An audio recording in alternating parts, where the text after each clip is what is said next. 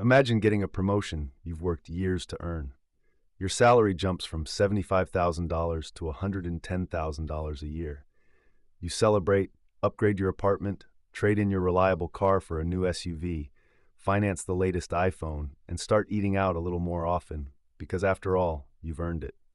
6 months later, something feels strange. You're making more money than ever, but somehow you don't feel any richer.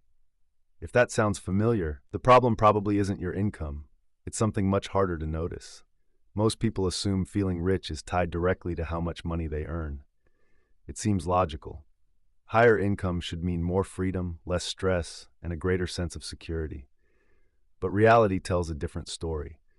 Across the US and Europe, many professionals with six-figure incomes still worry about bills, carry credit card balances, and feel anxious about their financial future. So what explains this paradox? The hidden reason is that our brains don't measure wealth in absolute numbers. They measure change. The moment your income increases, your expectations often increase with it. What once felt luxurious quickly becomes normal. The apartment you dreamed about becomes just your apartment. The new car becomes just your car. The excitement fades, but the monthly payments remain. Psychologists call this hedonic adaptation. Humans are remarkably good at getting used to improvements. That ability helps us recover from hardship, but it also means financial upgrades lose their emotional impact surprisingly fast. Think about your first real paycheck.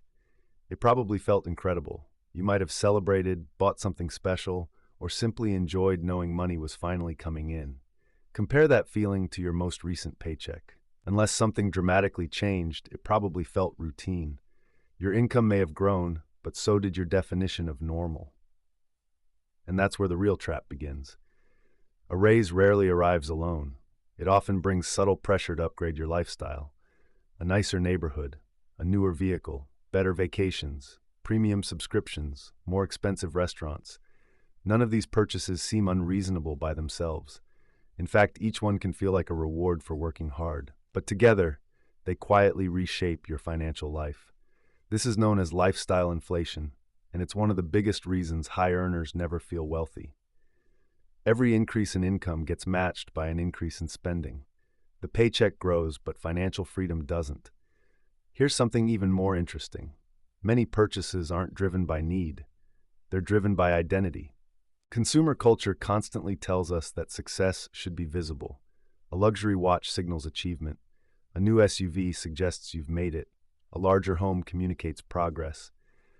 Social media amplifies this message every day, rewarding displays of success with attention and approval.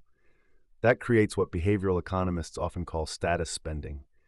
You're no longer buying a product, you're buying a story about yourself. The irony is that the people trying hardest to look wealthy often delay becoming wealthy. Consider two coworkers who each receive a $20,000 annual raise. The first immediately upgrades nearly everything: a luxury car with monthly payments, a larger apartment with higher rent, frequent weekend trips booked on a credit card because life is short. By the end of the year, almost every additional dollar has already been committed. The second coworker makes a different decision. They increase retirement contributions, build an emergency fund, invest regularly in low-cost index funds, and keep most of their lifestyle unchanged.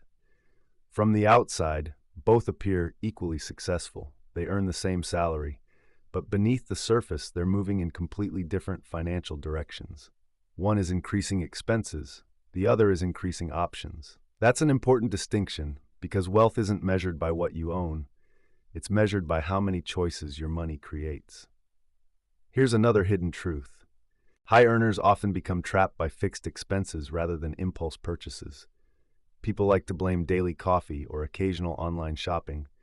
Those habits matter, but they rarely determine financial success by themselves. The real burden usually comes from recurring commitments: a larger mortgage, a longer car loan, higher insurance costs, private school tuition, luxury gym memberships, subscription services that quietly multiply over time. Each individual payment seems manageable. Together, they create a lifestyle that requires a high income simply to maintain. Instead of buying freedom, income becomes responsible for protecting an increasingly expensive life. This creates an emotional cycle. The higher your expenses climb, the harder it becomes to take career risks, negotiate better opportunities, reduce working hours, or recover from unexpected setbacks. Ironically, earning more can sometimes leave people feeling less financially secure. So what do financially successful people do differently?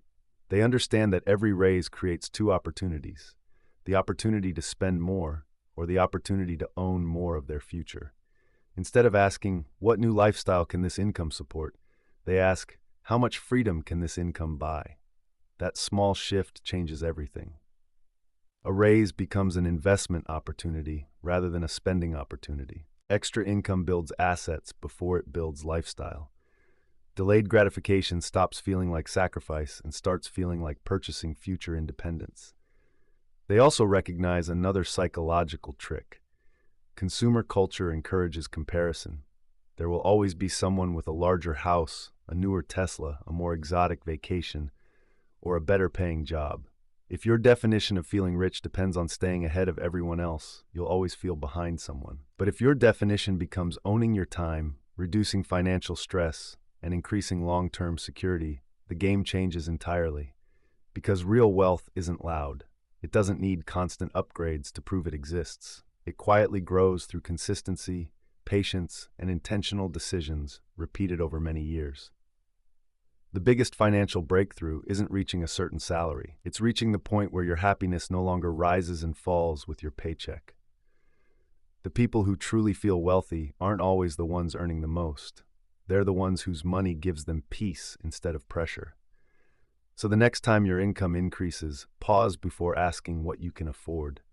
Instead, ask one question that very few people do. Will this purchase make me look richer or actually become richer?